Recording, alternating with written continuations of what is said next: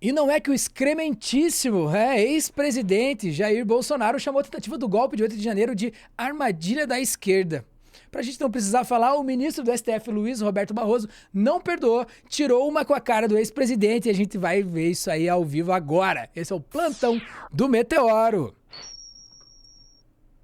Chefia, e eu estou aqui novamente com Sofia Labanca pra gente esculacho nesses caras, sempre vale o dobro, né, Sofia?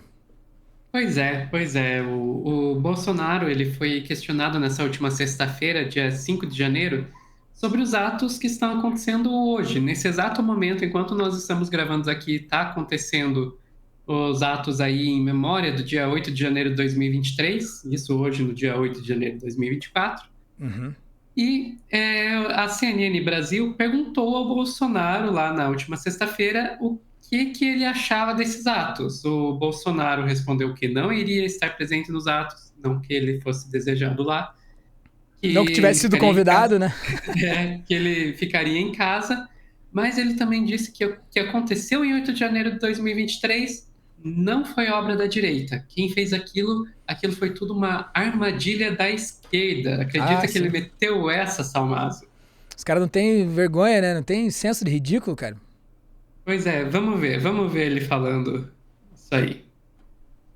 Desde quando ocorreu, eu estava nos Estados Unidos e nas minhas mídias sociais eu lamentei que nunca foi esse o comportamento das pessoas que são do nosso lado, a pessoa de direita. Tanto é que, apesar da CPMI que nada apurou, nós temos a certeza que aquilo foi uma armadilha por parte da esquerda. Mas, infelizmente, não foi para frente a investigação. Nem o próprio general G. Dias fez parte do corpo final da CPMI. Então, a CPMI não serviu para absolutamente quase nada. Lamentável, não é do pessoal que nos segue, que nos acompanha, o pessoal bolsonarista, pessoal de direita, pessoal conservador, nunca foi de fazer isso aí.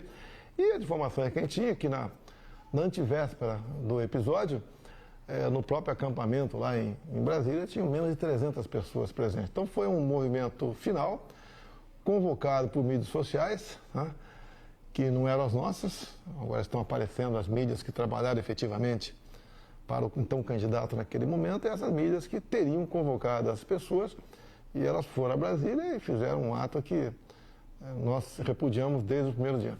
Agora, lamentamos também as punições altíssimas que as pessoas sofreram.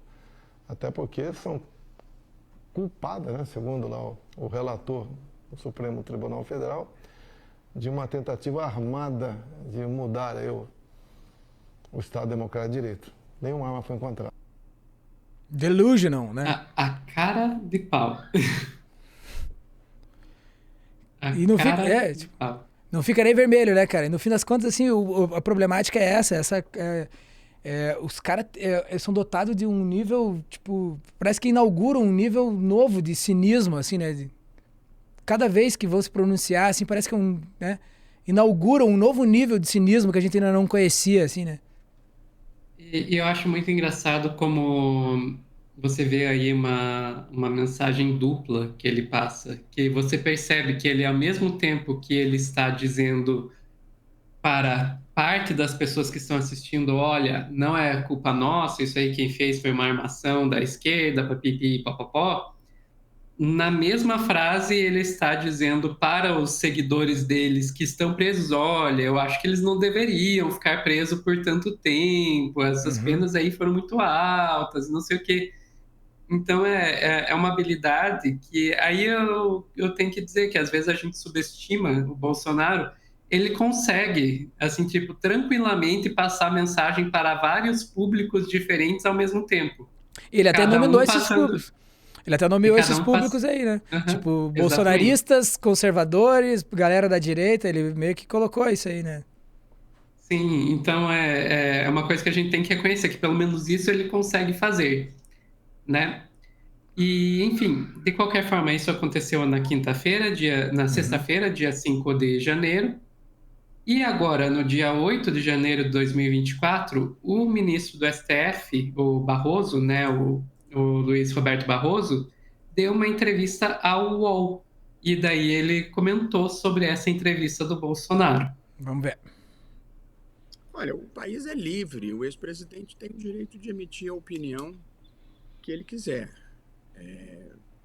Portanto, se ele acha que são militantes de esquerda que estão presos, é um direito que ele tem. Já preparando, né? Já preparando a bola. Segurando a risada, né? Esse frame é o Barroso segurando a risada depois de usar essa ironia fina aí contra o Bolsonaro, né? Mas, enfim, agora vamos para outra parte da entrevista, tirando a parte dele ironicamente aí falando do Bolsonaro, aí sim ele vai falar de fato sobre que ele acredita que aquilo tudo lá foi sim uma tentativa de golpe.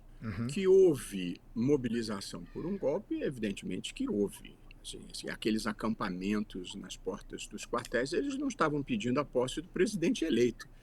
Eles estavam pedindo intervenção militar para impedir a posse do presidente eleito. Isso se chama golpe.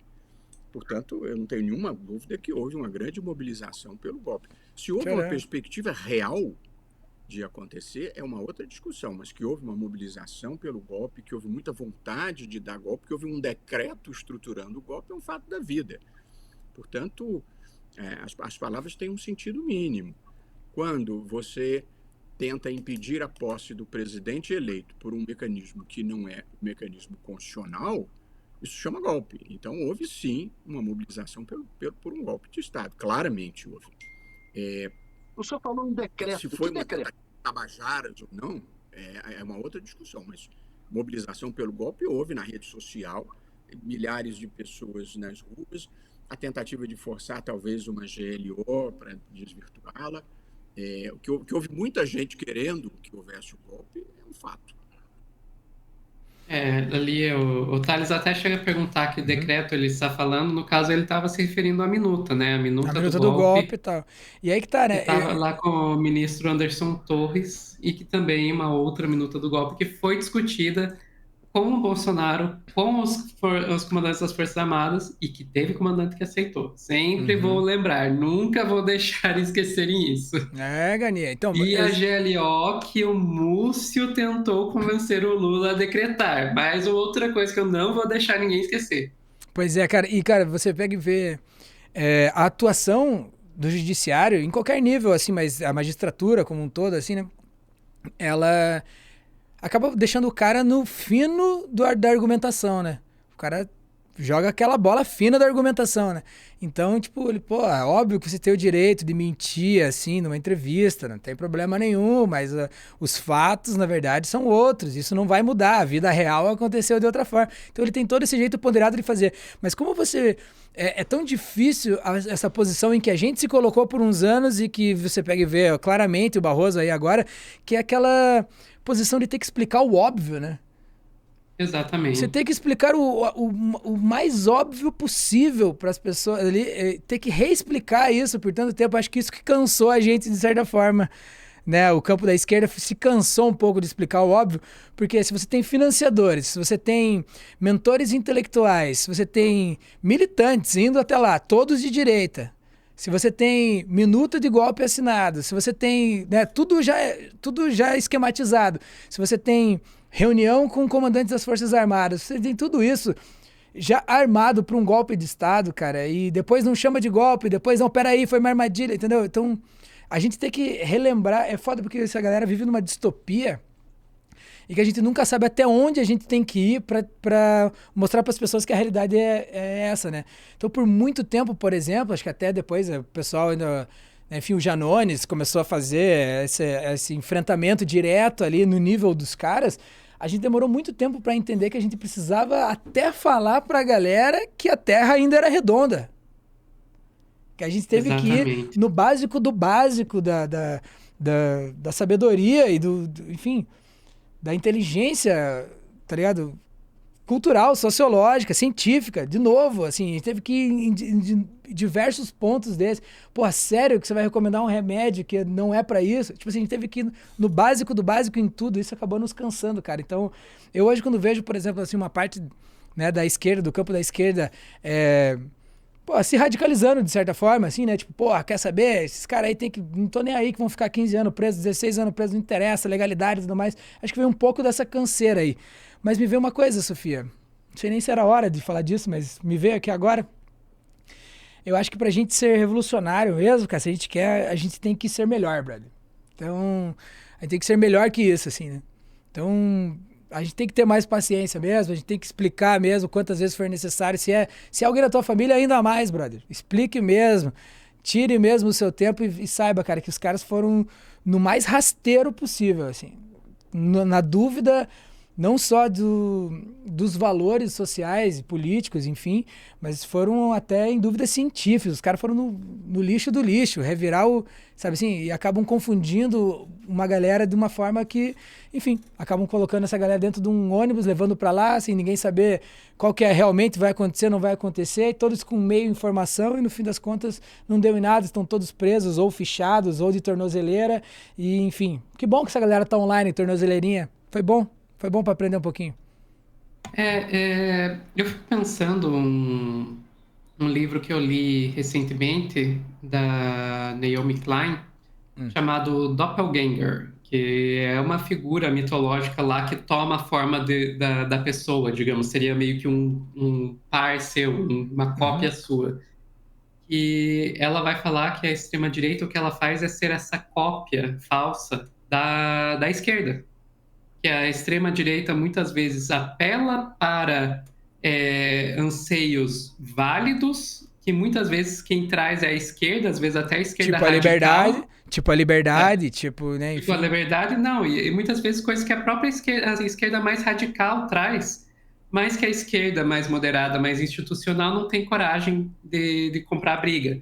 Então vamos trazer, por exemplo, você percebeu que de repente a esquerda na pandemia virou a grande defensora da indústria farmacêutica, enquanto a extrema-direita atacava a indústria farmacêutica, sendo que, vamos e convenhamos, se você sabe qualquer coisa sobre a indústria farmacêutica, você sabe que não é flor que se cheire. Então, a extrema-direita, de certa forma, sequestrou anseios válidos da população, pautas da esquerda radical, que a esquerda moderada não tem coragem de assumir, e daí deixa a extrema-direita livre para tomar essas pautas para elas. Então, vou talvez criar uma certa polêmica e dizer, quem sabe a esquerda não está precisando se radicalizar mais mesmo? Às vezes sim, mas é inequívoco, cara, que a gente precisa reposicionar os debates, cara. Colocar as coisas no lugar onde elas deviam estar, assim, né?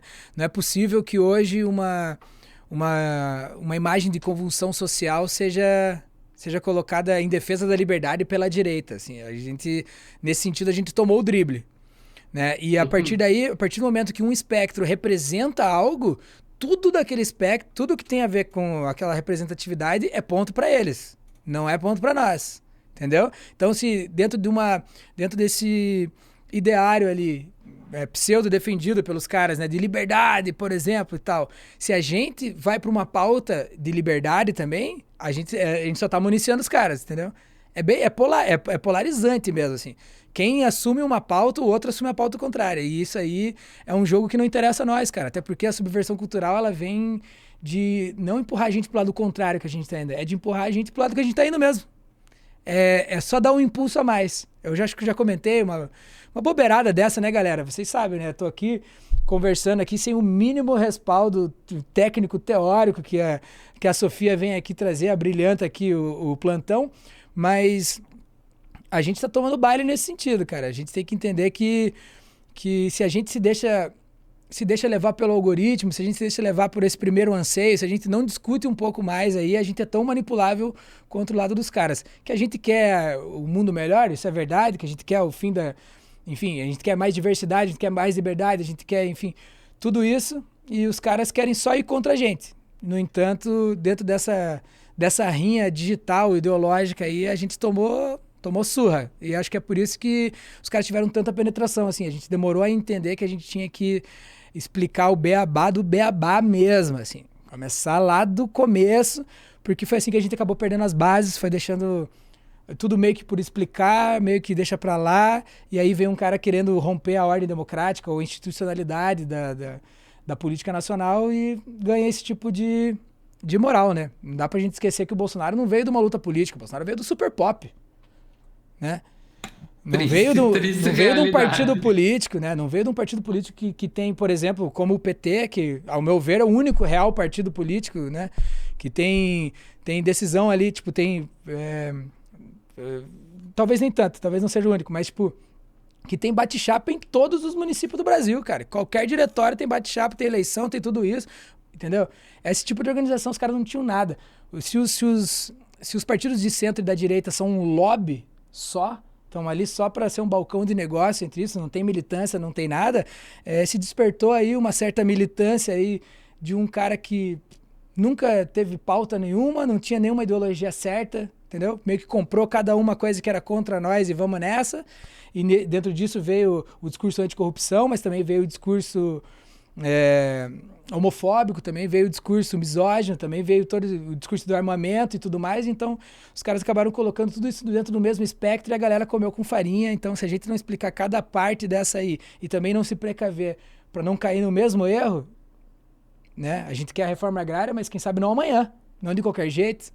A gente quer as mudanças sociais de uma forma que beneficiem realmente a todos, mesmo os que, num primeiro momento, estejam perdendo. Então, acho que o que os caras perderam é isso, assim. Acho que a vergonha de ser radical, de ser extremo, perderam a vergonha de pegar e cobrar de qualquer maneira, vamos fazer o que for preciso, e se for preciso para isso um lobby, vamos fazer, se precisar uma empresa pagar um ônibus, paga, se precisar não sei o que, não interessa que dentro do mesmo espectro político esteja um meta-bilionário, meta-capitalista, e aí o pobre de direita, mas também o empresário ali que acha que paga imposto demais, e aí também enfim, o ultraconservador religioso e lá na ponta o fascista mesmo, o racista mesmo, o lixo social mesmo. Todos eles estão no mesmo espectro e alguma coisa tem a ver um com o outro. E o fato de eles conseguirem ignorar a bandeira do outro dentro dessa própria coisa é uma coisa que me deixa perplexo até hoje, na moral, Sofia. O fascista nada mais é do que um liberal assustado, né? Eu acho que essa máxima aí... Pode crer. O fascismo vem para salvar o capitalismo, né? Mais uma crise que é um sistema que se... Uma crise que ele próprio cria. Ele cresce com a crise, né? Pois bem, chegamos ao fim, Sofia, de mais um Plantão do Meteoro. A gente se estende um pouquinho aqui, mas não dá nada, cara. A gente tem que falar com paixão e com verdade. Valeu? Estive com Sofia Labanca.